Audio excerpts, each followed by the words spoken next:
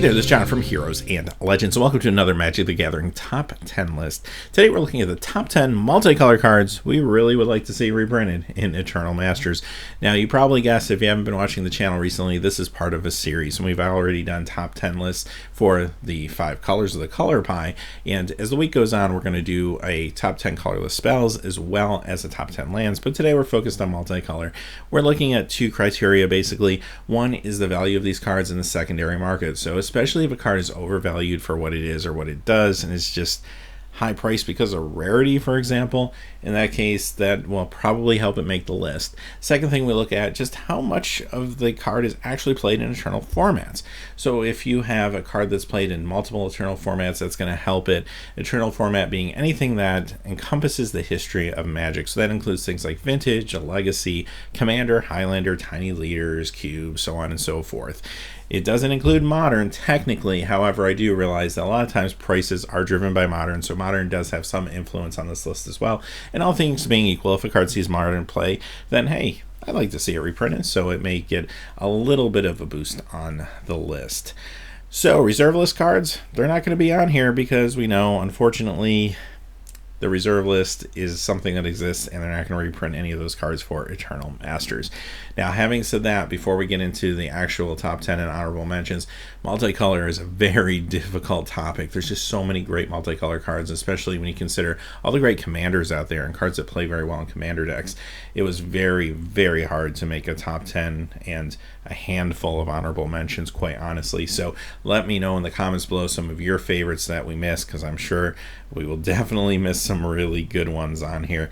Having said that, let's look at the honorable mentions. First off, we have Supreme Verdict, which has just been a great control card just from the day it was printed. Knight of the Reliquary sees tons of play in a lot of different Eternal formats. We have a tutor in the form of Eladamri's Call. And finally, Deathrite Shaman is so good, it was banned in Modern. It sees tons of play in Eternal formats. And these are all cards that just missed the list, so you can imagine what we have in the top 10. Alright, number 10. Progenitus. Now, this card, granted, was reprinted in the original Modern Masters, and it's a $13 card, but this is the type of card you don't necessarily want to be playing 4-ofs in any decks or anything like that. I mean, this is usually a singleton, but it does see play in a lot of different formats, and if we don't continue to get reprints of this, at least periodically, I think this card will start to creep up in price again.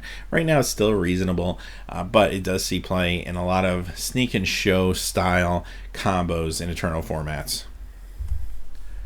Number 9 is Abrupt Decay. Now, I was a little surprised Abrupt Decay is only valued about $13. This card just seems to be everywhere. I mean, not only does it show up in things like Cube and stuff like that, but sees lots of play in Legacy, even Vintage sideboards. So even though this is a sideboard card, a lot of the times it just seems to be in a lot of different decks out there.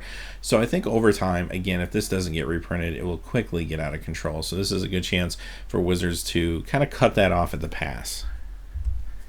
Number 8, Keranos, a God of Storms. Now, I think Keranos is probably the best god out of all of the Theros block if you're looking at Eternal formats especially, although there's some other good ones, especially for Cube. This is a fantastic Cube card, sees a lot of play in Commander, and because of that, just be nice to get some copies out there. And this is already running $13. The card's really not that old, so again, much like some of the other cards on this list, nice to see a reprint happen before it really gets out of control. Number 7, Maelstrom Pulse. Another card that's going to run you a little over $13. Now, this was, again, reprinted in the original Modern Masters, so it has seen a reprint, but again, sees a lot of play, again, in Eternal formats, and just does a lot of work, sometimes out of sideboards, but I've seen this main decked as well quite a bit. So, again, another card that we could probably use a reprint before it gets out of control. Number 6, Kitchen Finks. This is the uncommon that just won't die. The Wizards will go ahead and just try to reprint it. For example, in Modern Masters, this saw a reprint, and it will kind of keep the price in check for a short period of time, but here we are a few years later, it's already a $15 uncommon again. So Wizards needs to have an outlook to at least regularly try to print Kitchen Finks, and Eternal Masters, I think, makes a lot of sense for another opportunity to do so. Conspiracy, I think, would make sense as well, but I have a feeling we'll probably see this one more in Eternal Masters. Number 5, Sharlas Agent. This card has an interesting history. It was printed in Planechase 2012, which was kind of a side product. It wasn't a standard release or anything like that. And because of that, the card was only legal in Eternal formats such as Vintage, Legacy, so on. And this card made a pretty big splash. I mean, you can cascade into suspend cards like Living Death or Ancestral Vision, and that makes this pretty awesome for 3 mana. And because it was in Planechase, it didn't have a foil version for quite some time. Now, eventually they did make a Judge's promo foil, but those are, of course, very limited. Now, this card will probably see a reprint in Planechase Anthologies, which will be out in the end of November. However, I'm a little more concerned about getting some foils into the hands of players. So I think this is the type of card that we want foils of. So Eternal Masters would totally make sense, especially in a set where you get a foil in every pack. This would be an awesome uncommon, and when you hit this as foil, that would be amazing. So I hope we get to see that in the set. Number 4, Teague. This is a huge sideboard card. Now granted, this card is about $26. This was a Lorwyn rare, and Lorwyn was one of those sets that just wasn't printed as much as some of the other sets in recent history due to a little bit of lower sales at that time. So because of that, Teague fetches a $26 price tag. Don't really feel like it's probably worth that much, but it is a great sideboard card, and because of that, I would like to see it reprinted in the set. Number 3, Fulminate Er Mage. And here's another card that's also pushed its price a little bit due to modern play. However, still sees a lot of play in Eternal formats, and it was reprinted almost a year ago in Modern Masters 2015. Still a $30 card, or more than $30. Yeah, it's definitely time for another reprint of this. Number 2, Dak Faden. Dak fetching about $35 right now. Only printed one time, and that was in the original Conspiracy. This thing is a house in Vintage. This is just one of the best Vintage cards out there. It easily steals things like Moxes, so on and so forth. This card is awesome, sees a lot of play, and the fact that if you want a foil of it, you really only have one place to go, and that's Conspiracy. So it'd be really nice to see this card reprinted. More opportunities at foils, if nothing else, for players. But this card is awesome. I am almost certain this will see a reprint in Eternal Masters. I mean, I guess it could be in Conspiracy too, but I really think this will be in Eternal Masters.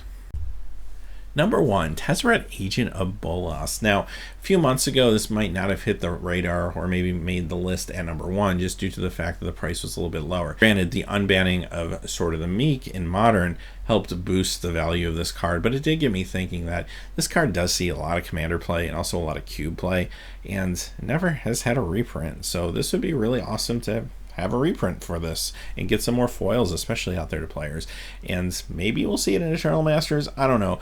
Quite honestly, I don't know if this one will make it, but I feel like I wouldn't be sad if it was there, and I think that it is a card that really a lot of players would like to get more copies of. So I felt like, especially with this price tag of $40, that it kind of snuck in there at number 1. So what did we miss? Like I said at the top of the show, there are so many amazing multicolor cards, especially for Commander, that we just couldn't fit on the list. Let me know in the comments below what you would like to see reprinted in Eternal Masters. And hey, until then, thanks for watching. Please remember to like and subscribe, and have a great day. Hey, thanks as always for watching. This video, like all my videos, was made possible by the generous support of viewers like you on Patreon. Even a donation of $1 helps me to keep growing this community and creating better quality videos for all of you. Check out our Patreon page for exclusive giveaways and future goals for the channel. If you haven't had a chance yet to subscribe, hit that subscribe button so you don't miss any of the MTG news, spoilers, set reviews, product openings, or finance videos on Heroes and Legends. Talk to you again soon, and have a good day.